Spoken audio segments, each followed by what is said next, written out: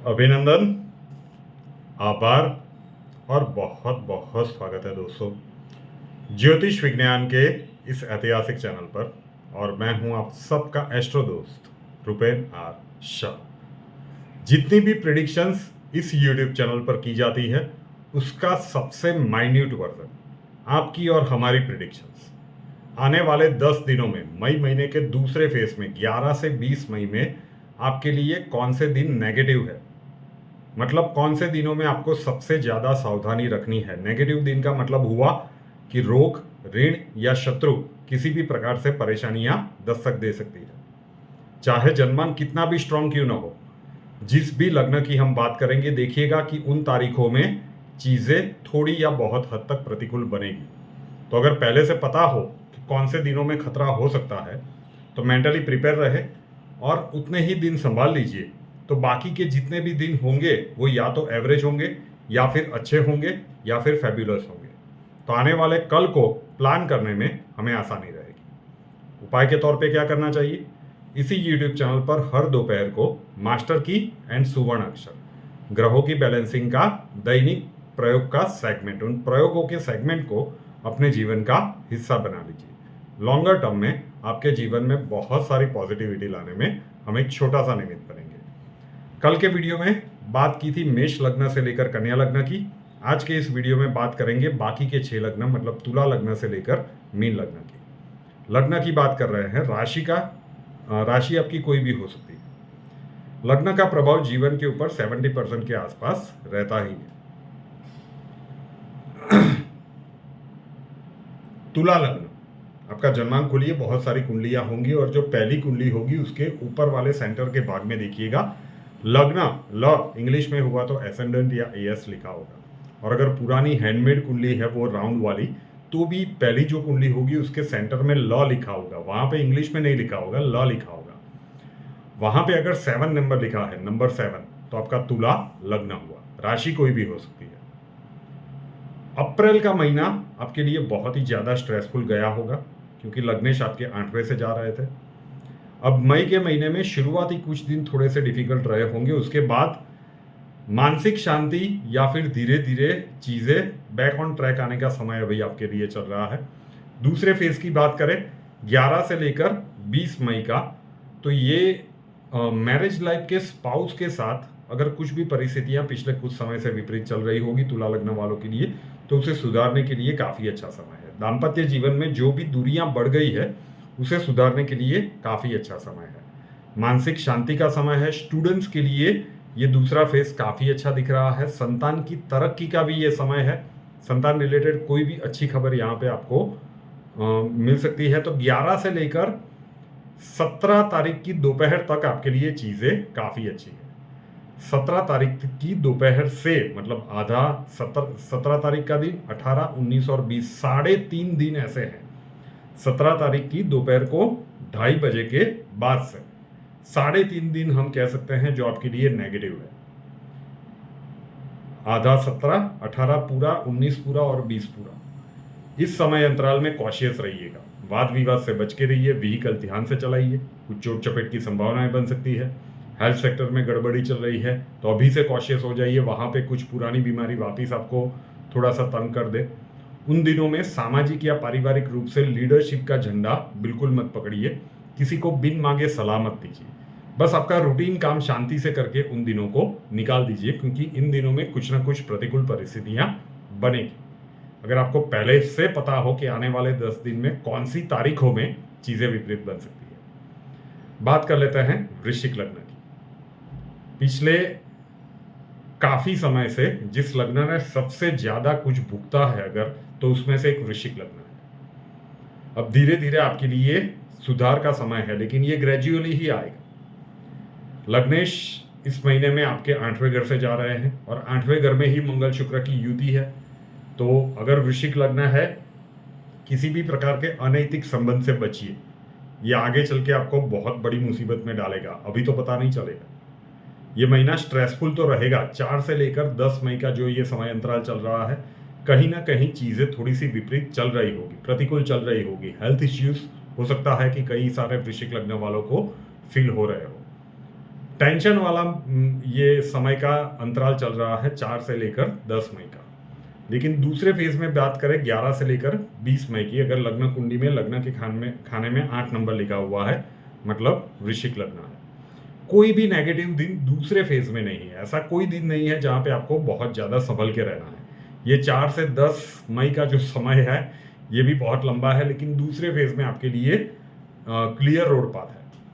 ये जो कुछ भी गलतियां हुई होंगी 4 से 10, वैसे भी वृश्चिक लग्न की सहनशीलता बहुत कम होती है, और वो बैरोमीटर, वो लाइन किसी ने क्रॉस की, लक्ष्मण रेखा किसी ने पार की, फिर वो अपना हो या पराया, वृश्चिक लग्न वाले कोई भेदभाव नहीं रखते। तो आशा रखता हूं कि ये समय आप शांति से निकाल रहे होंगे। अगर गलतियां हुई है तो सुधारने में कुछ दिन जाएंगे, और अगर गलतियां नहीं हुई है तो ये दूसरा फेज मई महीने का सबसे ज़्यादा अच्छा फेज भी कह सकते हैं। कैरियर प्रोस्पेक्ट्स में सूर्य देव के राशि परिवर्तन के साथ, मतलब 15 मई से लेकर 20 मई का जो समय है, ये कैरियर प्रोस्पेक्ट्स के लिए काफ़ी अच्छा है। बहुत सारी नई अपॉर्चुनिटीज बन सकती है। सामाजिक या पारिवारिक स्तर पे आपके मान सम्मान में अभिवृद्धि हो, ऐसी संभावनाओं से भी इनकार नहीं किया जा सकता। संतान की किसी समस्या से आप परेशान थे तो उसका सॉल्यूशन इस फेज में आपको मिल सकता है। स्टूडेंट्स के लिए ये दूसरा फेज कंपैरेटिवली काफ़ी अच्छा दिख रहा है। विदेश संबंधित कोई भी काम आपका अटका पड़ा हुआ है तो उसे करने के लिए ये दूसरा फेज काफ़ी अच्छा है। अब बात कर लेते हैं धनु लग्न की। लग्न कुंडली में अगर सेंटर में लग्न वाले खाने में 9 नंबर लिखा हुआ है, मतलब आपका धनु लग्न हुआ। संतान अगर एडोलेंस एज या उससे ऊपर का है तो ये संतानों से विवाद टालने का महीना है। ये पूरे दूसरे फेज में आपको हेल्थ सेक्टर में ध्यान रखना चाहिए। नेगेटिव दिन 2 है, लेकिन हेल्थ सेक्टर में ध्यान रखना चाहिए, ये परिस्थितियां विपरीत बना सकता है। दूसरे फेज में नेगेटिव दिन सिर्फ 2 है, लेकिन किसी न किसी कारण के चलते आपको स्ट्रेस रहेगा। खर्च की मात्रा दूसरे फेज में बढ़ने की संभावनाएं ज़्यादा है। आकस्मिक खर्च, मतलब जो आपने प्लान नहीं किया होगा। सिर्फ मेडिकल एक्सपेंस हो ज़रूरी नहीं है, घर परिवार के लिए, संतान के लिए कहीं से भी खर्च आ सकता है। दाम्पत्य जीवन में अगर वैचारिक मतभेद है तो थोड़ा सा संभल के अपने मैरिज लाइफ के स्पाउस के साथ डील करने में, ये छोटी लगने वाली बात आगे चल के थोड़ा सा ज़्यादा प्रॉब्लम आपके लिए क्रिएट कर सकती है। तो टैक्टफुली हैंडल कीजिएगा उस एक चीज़ को। अगर आपका मैरिज लाइफ का स्पाउस आपकी बात नहीं सुन रहा है, नहीं समझ रहा है, तो फिलहाल उनको कन्विंस करने की कोशिश मत कीजिए। इस समय को पास हो जाने दीजिए, उसके बाद परिस्थितियां अपने आप सुधरती हुई भी नजर आएगी। तो दूसरे फेज में थोड़ा सा स्ट्रेस रहेगा, हेल्थ रिलेटेड इश्यूज भी हो सकते हैं।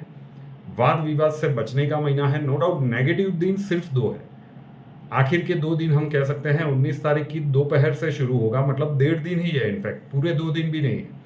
लेकिन ये सर का भारीपन फील करवाने वाला पूरा दूसरा फेज दिख रहा है। आपको लगेगा कि किसी न किसी कारण के चलते आपके जीवन में स्ट्रेस आ गया, तो ये सर का भारीपन महसूस कराने वाला फेज डेफिनेटली दिख रहा है। मकर लग्न, लग्न कुंडली में अगर सेंटर वाले लग्न के खाने में 10 नंबर लिखा हुआ है, मतलब आपका मकर लग्न हुआ। इस महीने में आपको मैरिज लाइफ के स्पाउस के साथ विवाद को टालना है। वैसे पिछले 1.5-2 महीने से कई सारे मकर लग्न वालों के लिए दाम्पत्य जीवन में कुछ खतराक वाली परिस्थितियां बनी होगी, छोटी या बड़ी मात्रा में। वो आपके व्यक्तिगत जन्मांक के ऊपर भी डिपेंड करता है, लेकिन बहुत सारे मकर लग्न वालों के जीवन में ये हुआ होगा।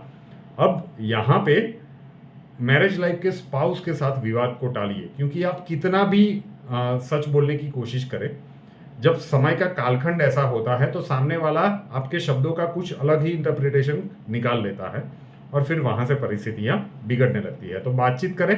अगर आपको लगता है कि गाड़ी किसी और डायरेक्शन में जा रही है, छोड़ दीजिए। जो धनु लग्न के लिए कहा, आपके लिए थोड़ा सा सीवियर मोड पे है, वहां पे वाद विवाद को टालिएगा। दूसरा फेज एक भी नेगेटिव दिन नहीं, लेकिन फिर भी मैरिज लाइफ के स्पाउस के साथ तनातनी तक बात ना पहुंचे, उसका ध्यान रखिएगा। कैरियर प्रोस्पेक्ट्स के लिए दूसरा फेज काफ़ी अच्छा है। 11 से लेकर 15 तारीख तक का जो समय है वो कैरियर प्रोस्पेक्ट्स में नई अपॉर्चुनिटीज़ का।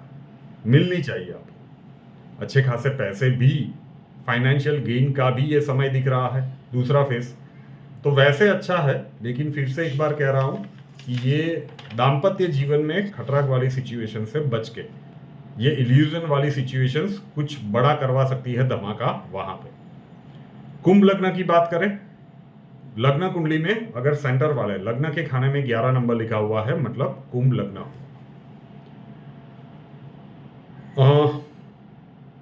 समय थोड़ा सा और काम ज्यादा, ये आपको महसूस करवा सकता है। किस प्रकार से? सामाजिक जिम्मेदारियों के साथ साथ कैरियर प्रोस्पेक्ट्स में जिम्मेदारियां अचानक से बढ़ती हुई नजर आएगी।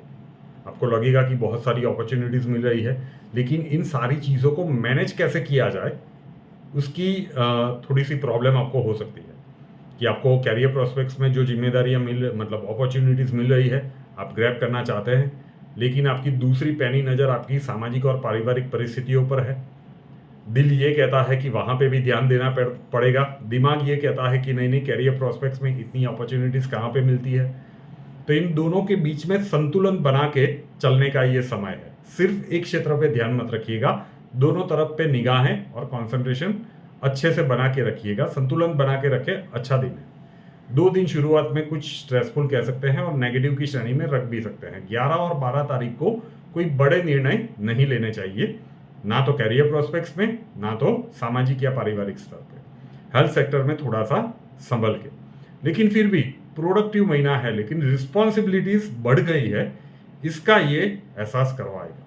लेकिन आप एनर्जी के साथ लगे भी रहेंगे, पूरी एनर्जी के साथ, उत्साह के साथ, नहीं जो भी हो हम इससे निपट लेंगे और मोटे मोटे तौर पे कामयाब भी रहेंगे। जब अच्छे से निपट जाएगा ये अंत, जब सप्ताह ये दूसरे फेज का अंत आएगा, तब धीरे धीरे मानसिक शांति का अनुभव भी करवाएगा। कूल एंड काम रह के हमें लगता है कि कुंभ लग्न वाले अच्छे से इस सिचुएशन को मैनेज कर लेते हैं। जो मैंने कहा अभी थोड़ा सा मुस्कुरा के, उसे हैंडल करना बहुत टफ होता है, लेकिन कुंभ लग्न और कन्या लग्न वालों के जीवन में जब ऐसी परिस्थितियां बनती है, तो ये 2 लग्न ऐसे हैं कि जो सबसे ज्यादा सुलझे हुए व्यवहार से उनको संभाल लेते हैं। तो आप लोगों के लिए भी ज्यादा परेशानी नहीं होनी चाहिए। और आखिरी लग्न, मीन लग्न की बात करें, लग्न कुंडली में अगर सेंटर वाले, जहाँ पे लग्न ल एसेंडेंट एस लिखा है, वहां पे अगर 12 नंबर लिखा हुआ है, मतलब मीन लग्न हुआ। दूसरे फेज में कोई भी नेगेटिव दिन आपके लिए नहीं दिख रहा है।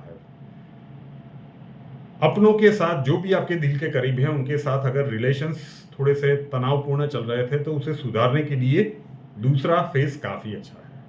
स्पेशली अगर आपके सिबलिंग्स के साथ आपके संबंध थोड़े से तनावपूर्ण हुए हैं, तो इस पूरे दूसरे फेज में ट्राई कीजिए, मिरेकुलस रिजल्ट्स देखने को मिल सकते हैं।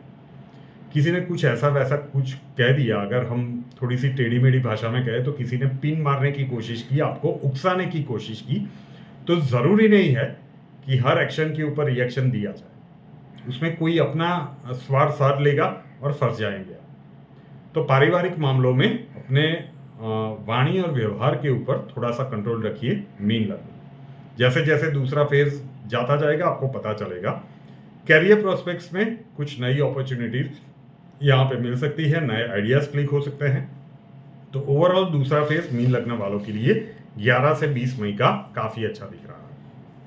Short and sweet date wise prediction तुला लग्न से लेकर मीन लग्न। रूपेनार शाह नाम के इस YouTube चैनल को अभी तक सब्सक्राइब नहीं किया है तो कर लीजिए, साथ वाला बेल आइकन दबा दीजिए और उसके बाद 3 ऑप्शंस आएंगे, ऑल के ऊपर क्लिक कर दीजिए ताकि हर नए वीडियो की नोटिफिकेशन आपको सबसे पहले मिलती रहे। और हमसे अगर लाइफ की किसी प्रॉब्लम के लिए सॉल्यूशन चाहते हैं, स्वागत है आपका। व्हाट्सएप नंबर थंबनेल में दिया हुआ है, कॉल मत कीजिएगा, कॉल्स हम नहीं ले पाएंगे।